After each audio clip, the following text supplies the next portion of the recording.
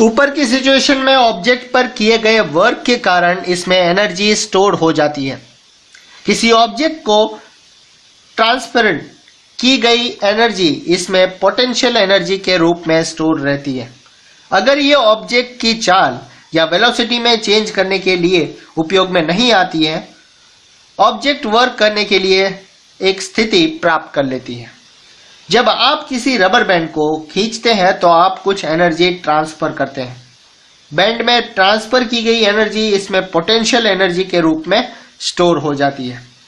किसी toy car से चाबी भरते वक्त आप वर्क करते हैं। इसके अंदर स्प्रिंग में ट्रांसफर की गई एनर्जी पोटेंशियल एनर्जी के रूप में स्टोर हो जाती है। किसी ऑब्जेक्ट द्वारा इसकी स्थिति या पोजीशन कॉन्फ़िगरेशन में चेंज के कारण प्राप्त एनर्जी को पोटेंशियल एनर्जी कहते हैं। The potential energy possessed by the object is the energy present in it by virtue of its position and configuration। Activity है 11.12। बाम्बू की एक स्टिक लीजिए और इसमें फिगर 11.6 में दिखाए अनुसार अबो एक धनुष बनाइए। किसी हल्की डंडी का एक तीर बनाइए। तीर का एक एंड धनुष की तानित डोरी पर यानी कि स्ट्रिंग पर रखिए। एक डोरी को खींचिए और तीर को रिलीज कीजिए। एरो को बो से दूर जाते हुए देखिए। बो की शेप में आए परिवर्तन यानी कि चेंज पर ध्यान दीजिए। बो की शेप में चेंज के कारण इसमें पोटेंशियल एनर्जी एरो को काइनेटिक एनर्जी में देती है, जिससे एरो गतिशील होकर दूर जा गिरता है। 11.2.4 potential energy of an object at A height. Object को किसी हाइट तक उठाने में उसकी एनर्जी में बढ़ोतरी यानी उसकी एनर्जी बढ़ती है। इसका रीजन है कि उसको ऊपर उठाने में इस पर ग्रेविटी के अगेंस्ट वर्क किया जाता है। इस तरह की ऑब्जेक्ट में present energy gravitational potential energy है। ग्राउंड से ऊपर किसी पॉइंट पर किसी ऑब्जेक्ट की ग्रेविटेशनल पोटेंशियल एनर्जी को ऑब्जेक्ट को ग्राउंड से उस पॉइंट तक उठाने में ग्रेविटी के अगेंस्ट किए गए वर्क से डिफाइन किया जाता है, यानी कि उसकी ग्रेविटेशनल पोटेंशियल एनर्जी ग्रेविटी के अगेंस्ट किया गया वर्क के बराबर होती है। फिगर 11.7 आप देख सकते हैं। एक m मास के ऑब्जेक्ट के बारे में सोचिए। मान लीजिए उसे ग्राउंड से h हाइट तक उठाया गया है। ऐसा करने के लिए एक फोर्स की जरूरत पड़ती है। ऑब्जेक्ट को उठाने के लिए जरूरी मिनिमम फोर्स ऑब्जेक्ट के वेट के बराबर यानी कि mg है। ऑब्जेक्ट में इस पर किए गए वर्क के बराबर एनर्जी गेन होती है। मान लीजिए कि ऑब्जेक्ट पर ग्रेविटी के अगेंस्ट किया गया वर्क W है। तब work done W is equal to force multiply by displacement. यहां पर डिस्प्लेसमेंट हम ऊपर की ओर उठाते हैं, इसलिए mg मल्टीप्लाई h यानी कि हाइट। तो ये हो गया W is equal to mgh। mdh वो नाम सुना है ना आपने, mdh मसाले, mdh उसी तरह से mgh। क्योंकि ऑब्जेक्ट पर किया गया वर्क mgh के बराबर, इसलिए ऑब्जेक्ट को mgh यूनिट्स के बराबर एनर्जी गेन होगी। ये ऑब्जेक्ट की पोटेंशियल एनर्जी EP है। EP is equal to mgh। More to note दिया हुआ है। ऑब्जेक्ट किसी हाइट पर पोटेंशियल एनर्जी ग्राउंड या आपके द्वारा सिलेक्टेड जीरो लेवल पर डिपेंड है। किसी ऑब्जेक्ट के लिए दी हुई सिचुएशन के लिए एक लेवल के सर्टेन पोटेंशियल एनर्जी का कोई विशेष मान हो सकता है और कोई दूसरे लेवल के पोटेंशियल एनर्जी का कोई दूसरा डिफरेंस रिस्पेक्ट हो सकता है।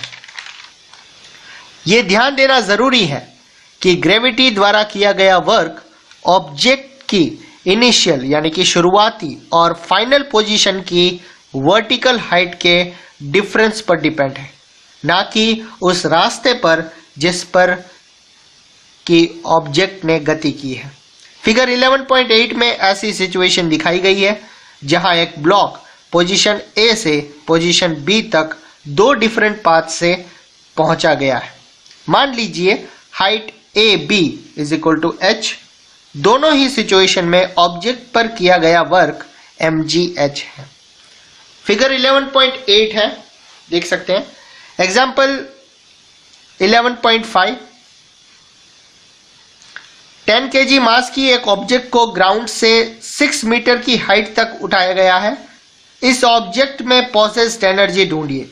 g is equal to 9.8 metre second power of -2 लीजिए। सॉल्यूशन दिया हुआ है। Mass of the object m is equal to 10 kg, displacement यानी कि height h is equal to 6 metre and acceleration due to gravity g is equal to 9.8 जो हमें लेने को कहा है। तो इक्वेशन 11.6 mgh लेते हैं। Potential energy EP is equal to mgh, तो इसमें यह सारी वैल्यू रखने पर हमें मिलता है 588 joule. The potential energy is 588 joule. Example 11.6 दिया गया है। 12 kg मास के एक ऑब्जेक्ट ग्राउंड से एक सर्टेन हाइट पर है। अगर ऑब्जेक्ट की पोटेंशियल एनर्जी 480 जूल है तो ऑब्जेक्ट की ग्राउंड के हिसाब से हाइट फाइंड करो।